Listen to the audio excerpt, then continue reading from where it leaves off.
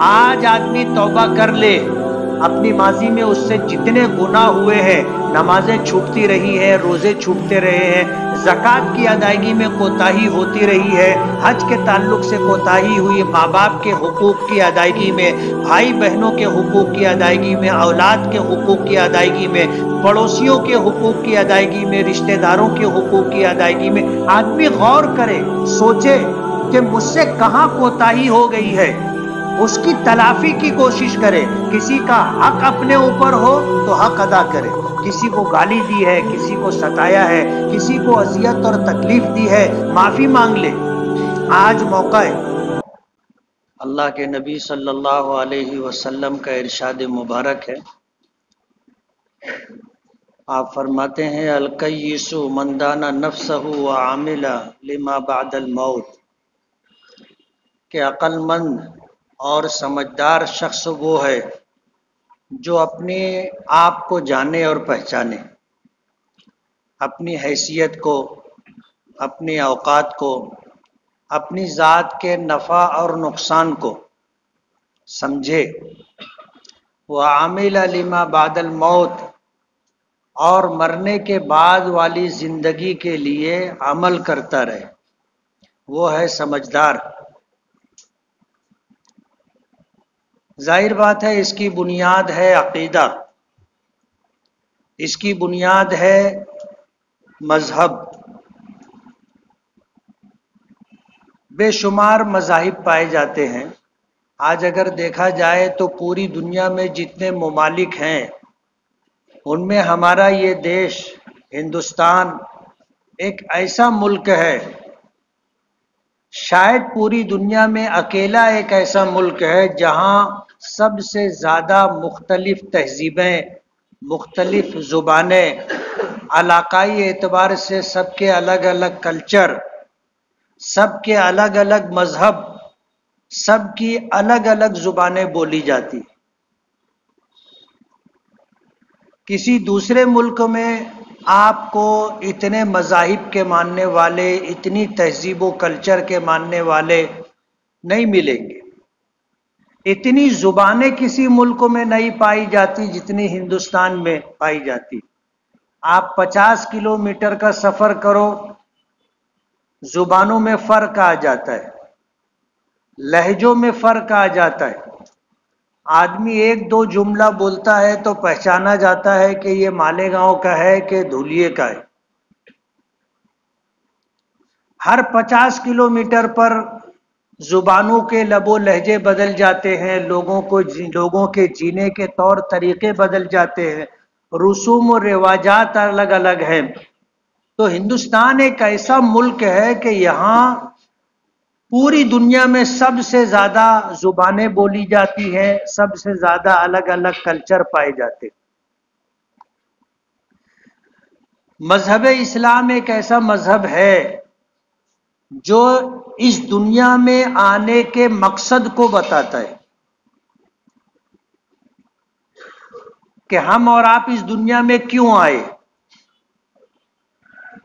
دوسرے مذاہب میں انسانوں کا آنا جانا، بچوں کا پیدا ہونا، ایک عمر طبی گزار کر کے دنیا سے چلے جانا،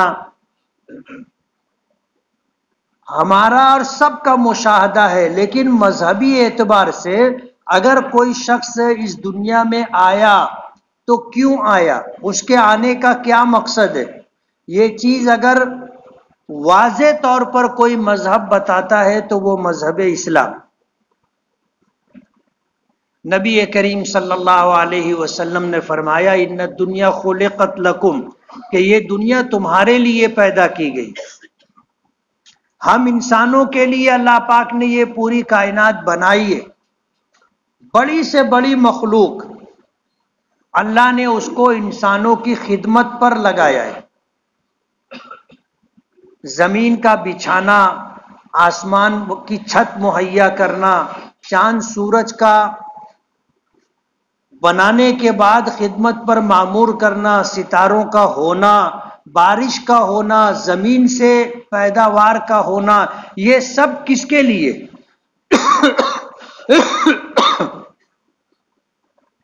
حضور پاک صلی اللہ علیہ وسلم نے یہ بات فرمائی کہ یہ پوری دنیا اللہ نے تمہارے لیے پیدا کی، ہر مخلوق تمہاری خدمت اور سیوا میں ہے۔ وَإِنَّكُمْ خُلِقْتُمْ لِلْآخِرَةِ، اور اللہ نے تمہیں آخرت کے لیے پیدا کیا۔ اس دنیا میں آنا اس کا یہ مقصد نہیں ہے کہ آدمی کمائے، گھر بنائے، سواری لے، اچھے کپڑے پہنے، کھاتا پیتا رہے، اور پھر یہ کہ بابر بعیش کوش کے عالم دوبارہ نیست، کہ جو کچھ کرنا ہے عیش یہیں کر لو، اسی زندگی میں کر لو، اس کے بعد زندگی نہیں ہے۔ یہ اسلامی تعلیمات اور اسلامی وضاحتوں کے خلاف ہے۔ اب اگر انسان یہی سوچ لے کہ بس یہی دنیا سب کچھ ہے، تو ظاہر بات ہے پھر اس دنیا کے حصول کے لیے وہ ہر جائز ناجائز طریقہ اختیار کرے گا۔ جب اسے اس بات کا کوئی احساس نہیں ہوگا اور اس دنیا کے بعد زندگی ہے اور حساب و کتاب ہے یہ تصور نہیں ہوگا، تو ظاہر بات ہے یہ دنیا ظلم و جور سے بھر جائے گی، جنگل راج ہو جائے گا، جس کی طاقت اس کی بھینس رہے گی، کسی کا کوئی حق نہیں رہے گا۔ اور اسلام سب سے زیادہ وضاحت کے ساتھ اسی بات کو ذکر کرتا ہے۔ اللہ پاک نے انبیاء کرام علیہم السلام کو کیوں بھیجا؟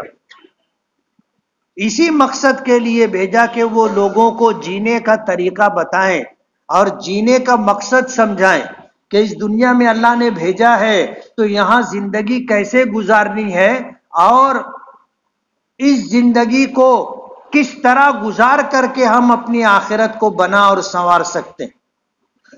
تمام انبیاء کرام علیہم السلام کی آمد کا مقصد یہی تھا، ایمان۔ اور ظاہر بات ہے ایمان کے اندر یہ بھی ہے کہ والیوم الآخر، میں ایمان لایا آخرت کے دن پر، اور آخرت یہی ہے کہ یہ دنیا ہمیشہ رہنے والی نہیں ہے، نہ یہ دنیا ہمیشہ رہنے والی ہے اور نہ اس دنیا میں رہنے والے ہمیشہ رہنے والے۔ کسی چیز کو اللہ نے بقا نہیں دی، جو چیز آئی ہے وجود میں اسے فنا سے دوچار ہونا ہے۔ زندگیاں اللہ نے ہر مخلوق کو مختلف دی،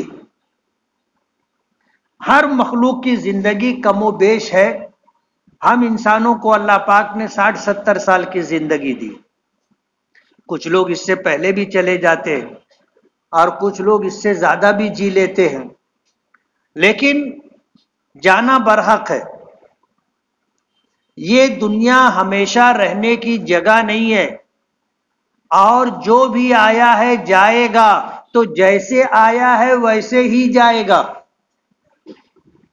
جیسے آیا ہے ویسے ہی جائے گا۔ خالی ہاتھ آیا ہے خالی ہاتھ جائے گا۔ دنیا کی کوئی چیز اس کے ساتھ جانے والی نہیں۔ سکندر بادشاہ کے متعلق تاریخ میں آتا ہے کہ اس نے دنیا کا ایک بڑا حصہ فتح کیا تھا، 17 سال کی عمر میں بادشاہ بنا تھا، اور پھر جب اس نے جنگیں شروع کی اور دنیا کو فتح کرنے کے لیے نکلا تو 30 یا 33 سال کے اندر اس کا انتقال بھی ہو گیا۔ اپنی سلطنت سے نکلا، واپس اپنی سلطنت نہیں جا سکا، اور مرتے وقت آدمی کو احساس ہو جاتا ہے، جب کوئی آدمی بہت زیادہ بیمار ہوتا ہے اور بیماری اس کی بڑھتی چلی جاتی ہے تو اس کو جینے کے تعلق سے یہ بات سمجھ میں آ جاتی ہے کہ اب یہ زندگی رہنے والی نہیں ہے۔ لمحہ بلمحہ اس کی سوچ پر یہ چیز غالب آ جاتی ہے کہ مجھ کو مرنا ہے، اب میں اچھا نہیں ہوں گا۔ وہ ہر آنے والے بیمار کو پرسی کے لیے، تیمارداری کے لیے، ملاقات کے لیے آنے والوں کا چہرہ دیکھتا ہے، اور ظاہر بات ہے چہرہ آئینہ ہوتا ہے، ہر شخص کا چہرہ آئینہ ہوتا ہے۔ ہم جس چیز کو دیکھتے ہیں اس کا تاثر چہرے پر آ جاتا ہے، آدمی خوشی میں ہو تو چہرے سے معلوم ہوتا ہے، غمی میں ہو تو چہرے سے معلوم ہوتا ہے، سکھ میں ہو تو چہرے سے معلوم ہوتا ہے، دکھ اور تکلیف میں ہو تو چہرے سے معلوم ہوتا ہے۔ بیمار آدمی آنے والوں کا چہرہ دیکھ دیکھ کے سمجھ لیتا ہے کہ اب اپنی چھٹی ہے، جانے کا وقت قریب آ گیا ہے۔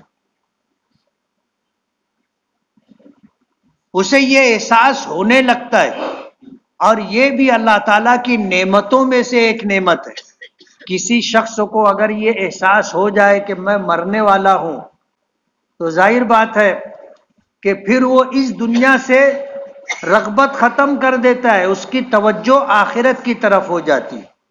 وہ اللہ سے توبہ کرتا ہے، اپنے گناہوں کی معافی مانگتا ہے۔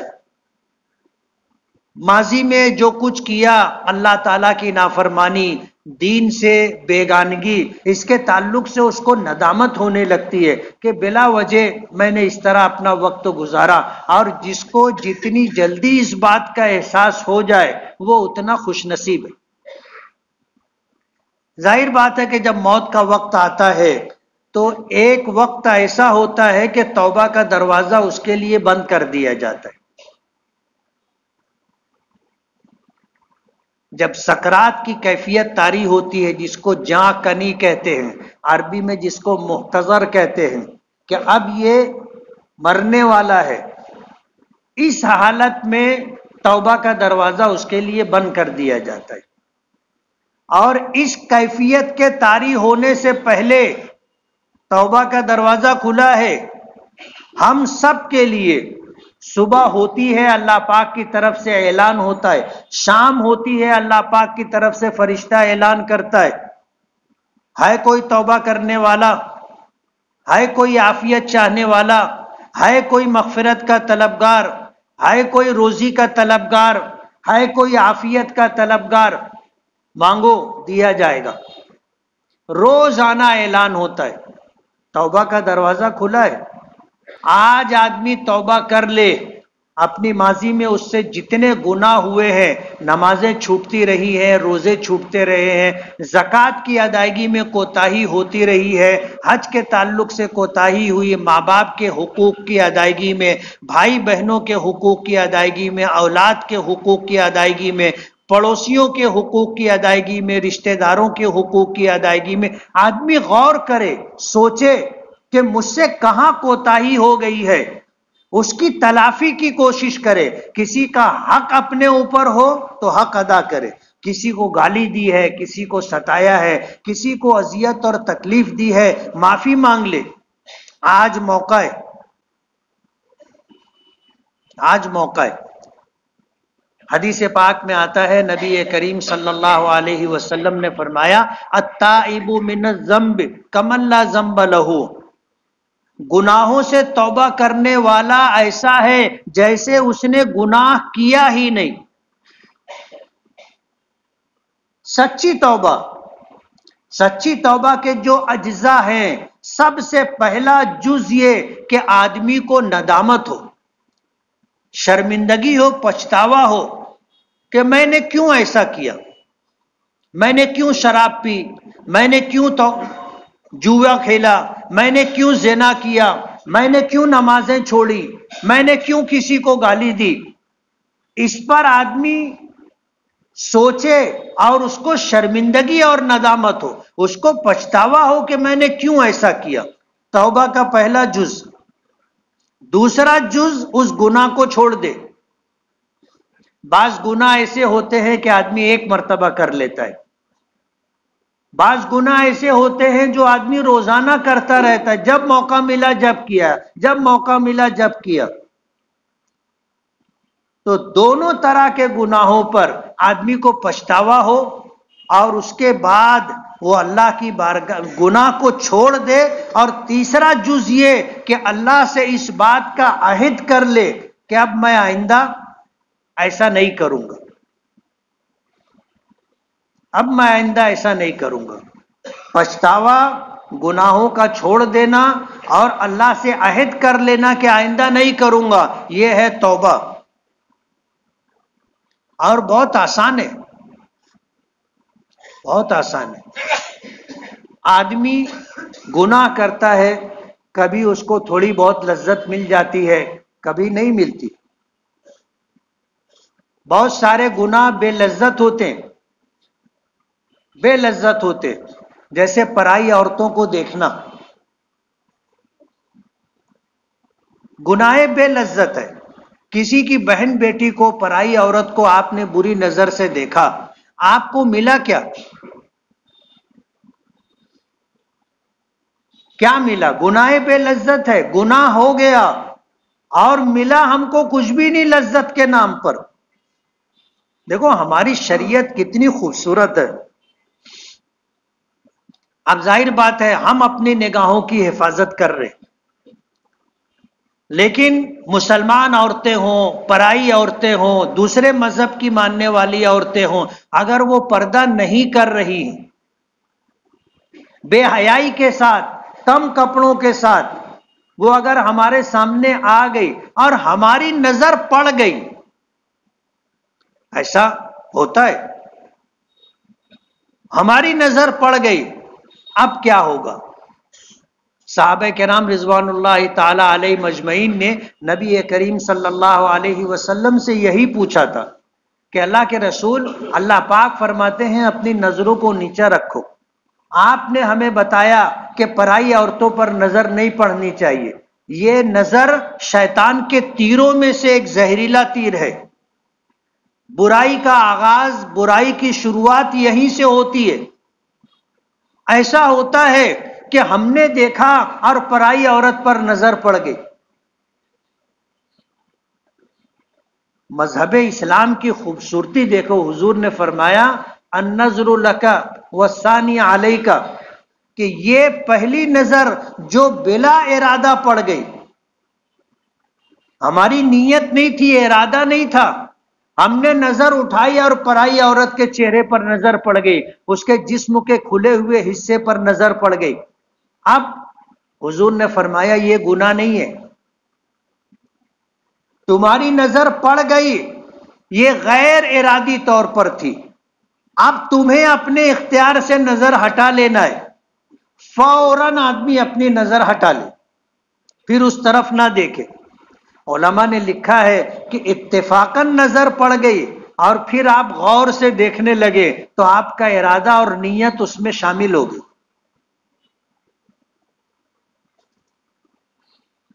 آپ کی نیت اور ارادہ اس میں شامل ہو گیا. جیسے ہی اتفاقاً نظر پڑی تھی، آپ ہٹا لیں اپنی نظر اور اپنے اختیار سے ہٹا لیں. نظر وہاں جمائے نہ رکھے. حضور نے فرمایا النظر لک، یہ پہلی نظر ہے جو اتفاقاً بلا نیت و ارادے کے پڑ گئی، اس پر کوئی مواخذہ نہیں ہے، یہ گناہ نہیں ہے، آپ اپنی نظر فوراً ہٹا لو.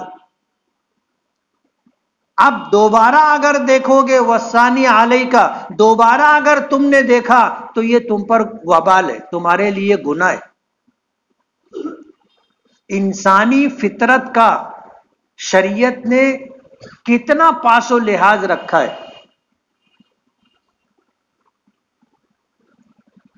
تو اس دنیا میں ہم آئے ہیں تو ہمیں زندگی کس طرح گزارنی ہے، اس کا طریقہ کار کیا ہوگا. اللہ پاک نے انبیاء کرام علیہ الصلوۃ والسلام کو بھیج کر کے زندگی گزارنے کا ہمیں طریقہ اور سلیقہ بتایا. عبادات کیسے ہوں گی، معاشرت کیسی رہنی چاہیے، کمانا کھانا کیسے ہونا چاہیے، یہ ساری چیزیں بتائی. عبادات، معاملات کیسے ہونے چاہیے. ظاہر بات ہے اس دنیا میں ہے، انسان ہے اور انسان اکیلا نہیں رہتا، لوگوں کے ساتھ مل جل کر کے رہتا ہے. تو ایک دوسرے کے معاملات اور حقوق ہے وہ کیسے ادا ہوں گے. معاشرت ہے، معیشت ہے، ہر پہلو کو شریعت نے بتا دیا ہے. یہ ہمارے دین کی خوبصورتی ہے. دنیا میں کوئی مذہب آپ کو ایسا نہیں ملے گا جو زندگی کے اس حصے تک چلا جائے جو اس کی خاص ذاتی ضرورت ہے، جیسے پیشاب کرنا، پاخانے کے لیے جانا. کوئی ہمارے ساتھ جاتا ہے؟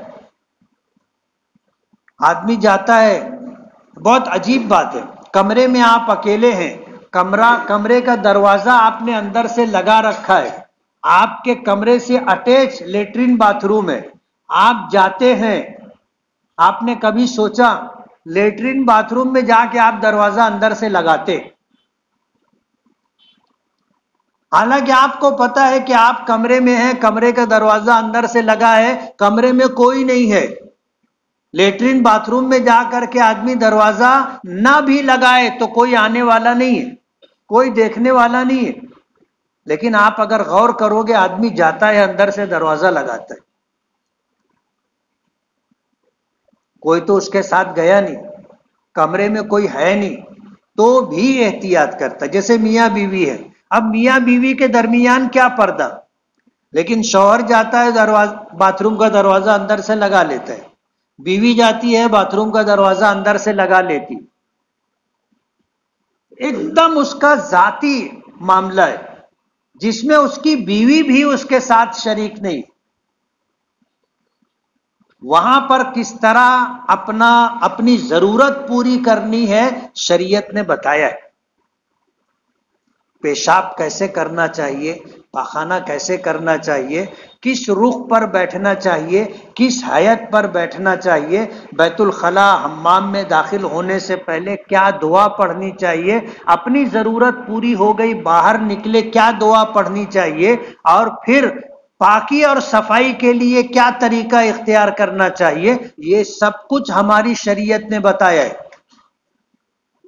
جسم سے ناپاکی دور کرنے کے لیے کس ہاتھ کا استعمال کرنا چاہیے، ہمارے یہاں اچھے کاموں کے لیے سیدھا ہاتھ ہے، اور اس سے ہٹ کر کے دوسرے کام جو ہے وہ الٹا ہاتھ اس کے لیے، ہم ناک صاف کریں گے تو الٹے ہاتھ سے ناک صاف کریں گے، اپنی شرمگاہ کو پاک کرنا ہے تو الٹا ہاتھ استعمال کریں گے، لیکن اگر کھانا ہے پینا ہے تو سیدھا ہاتھ استعمال کریں گے۔ مجھے آپ ایک بات بتاؤ کہ یہ دونوں ہاتھ ہمارے ابھی سبھی نہا دھو کر کے آئے ہیں، باوضو ہیں، دونوں میں کوئی فرق ہے؟ دونوں میں کوئی فرق ہے؟ کوئی فرق نہیں، لیکن شریعت کی نزاکت اور خوبصورتی دیکھو کہ جو ہاتھ کبھی پیشاب پاخانے میں استعمال ہو گیا وہ ہاتھ کھانے پینے میں استعمال نہیں ہونا چاہیے۔ ایک برتن ہوتا ہے جس میں بیمار آدمی پیشاب کرتا ہے، اس برتن کو پیشاب پھینکنے کے بعد اچھی طرح دھو لیا گیا، تب اس میں کچھ باقی رہ گیا، وہ برتن پاک بھی ہو گیا صاف بھی ہو گیا، اگر اس میں آپ کو پینے کے لیے پانی دیا جائے تو آپ پیئیں گے؟ آپ کی طبیعت گوارا کرے گی؟ جب اس برتن کو دھو لیا گیا، شیشے کا برتن ہے، دھو لینے کے بعد اب اس میں نہ نجاست باقی رہی اور نہ کسی قسم کی گندگی، وہ پاک بھی ہے صاف بھی ہے، لیکن اس میں اگر آپ کو پانی پینے کے لیے دیا جائے تو آپ پیئیں گے؟ ہماری شریعت نے بتایا کہ الٹا ہاتھ ناپاکی غلاظت دور کرنے کے لیے ہے اور سیدھا ہاتھ اچھے کاموں کے لیے، اسی لیے الٹے ہاتھ سے کھانے سے پینے سے منع کیا گیا۔ حضرت ابو ایوب انصاری رضی اللہ تعالی عنہ جب ایک ملک فتح ہوا اور اس کے بعد قضائے حاجت کے لیے جانا تھا، انہوں نے پوچھا کہ بیت الخلا، جیسے ہم لوگ کہیں سفر میں اجنبی جگہ پر ہوتے ہیں اور ضرورت لاحق ہو تو پوچھتے ہیں، تو لوگ بتاتے ہیں کہ ادھر چلے جاؤ، لیٹرین ادھر ہے، واش روم ادھر ہے۔ وہ گئے، جا کر کے انہوں نے دیکھا تو بھانڈا جو تھا وہ قبلہ رخ تھا، واپس آ گئے۔ تو جس نے بتایا تھا اس نے پوچھا کیا ہو گیا، کیوں واپس آ گئے؟ تو اس نے کہا کہ انہوں نے بتایا کہ بیٹھک قبلہ رخ ہے، اور ہمارے نبی نے، ہمارے دین نے ہم کو منع کیا ہے کہ اگر پیشاب پاخانے کے لیے بیٹھو تو بیت اللہ کی طرف نہ منہ کرو نہ پیٹ کرو۔ کس مذہب نے یہ تعلیم دی؟ اسلام کے علاوہ اگر روئے زمین پر کوئی مذہب ہو اور آپ کو وہ یہ بتائے تو آپ مجھے بتاؤ. کوئی مذہب نہیں، کسی مذہب نے یہاں تک رہنمائی نہیں کی جہاں تک رہنمائی اسلام نے کی. حضرت سعد ابن ابی وقاص نے ملک شام فتح کیا تھا. فتح کرنے کے بعد جب دسترخوان پر کھانے کے لیے بیٹھے تو کھانے کا کچھ دانا، کچھ ریزہ، کچھ ٹکڑا گر گیا. انہوں نے اٹھا کر کے اسے کھایا. تو جو لوگ وہاں پر تھے وہ کہنے لگے کہ امیر یہ چیز یہاں معیوب سمجھی جاتی ہے. دسترخوان پر گرے ہوئے دانوں کو، روٹی کے ٹکڑے کو اٹھا کر کے کھانا یہاں معیوب سمجھا جاتا ہے، لوگ اسے برا سمجھتے ہیں. تو انہوں نے جواب دیا، اور کتنا شاندار اور خوبصورت جواب دیا کہ آترک سنت حبیبی لہؤلاء الحمقاء، کہ میں اپنے محبوب جناب رسول اللہ صلی اللہ علیہ وسلم کی سنت اور طریقہ ان بے وقوفوں کی وجہ سے چھوڑ دوں. ہمارے یہاں اچھے اور برے کا معیار دین ہے، نبی کریم صلی اللہ علیہ وسلم کا طریقہ ہے. لوگ کیا سمجھتے ہیں اس سے ہم کو کوئی مطلب نہیں، اس سے کوئی مطلب نہیں. کوئی اچھا سمجھے، کوئی برا سمجھے، میرے نبی کا طریقہ ہے. مجھے زندگی گزارنے کے لیے یہ گائیڈ لائن دی گئی ہے، میں اسی طرح زندگی گزاروں گا. کسی کو اچھا لگے، کسی کو برا لگے، اس سے ہم کو کوئی مطلب نہیں ہونا چاہیے. تو سمجھدار شخص وہ ہے جو اپنے آپ کو پہچانے، اپنے نفع نقصان کو سمجھے. وَعَمِلَ لِمَا بَعْدَ الْمَوْتِ، اور مرنے کے بعد والی زندگی کے لیے اعمال کرے، وہ سمجھدار ہے. اور اگر جو آدمی یہ کام نہیں کرتا، اس کو اپنی حیثیت، اپنی اوقات، اپنا نفع اور نقصان کا علم نہیں ہے، یا اس کو پرواہ نہیں ہے، اور آخرت کے لیے کام نہیں کرتا، وہ دنیاوی اعتبار سے کتنا ہی جینیس ہو، کتنا ہی ذہین ہو، کتنا ہی بڑا سائنسداں ہو، سمجھدار نہیں ہے، عقل مند نہیں ہے.